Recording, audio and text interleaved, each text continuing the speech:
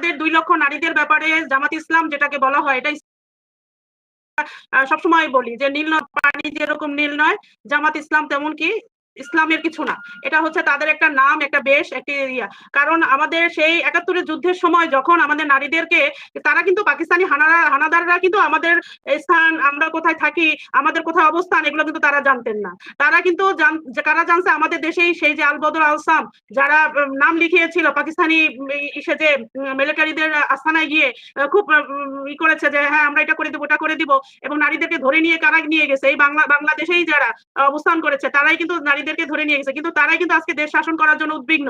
আপনি দেখেন তারা ক্ষমতায় যাওয়ার জন্য সর্বোপরি যে আরে আমরা একটু দেশটা শাসন করি, কিন্তু দেশটা শাসন করা আজকে ৫১%। আপনার মাধ্যমে আমি বলি আপু, ৫১% বাংলাদেশের কিন্তু ভোটার সংখ্যা 49% হচ্ছে।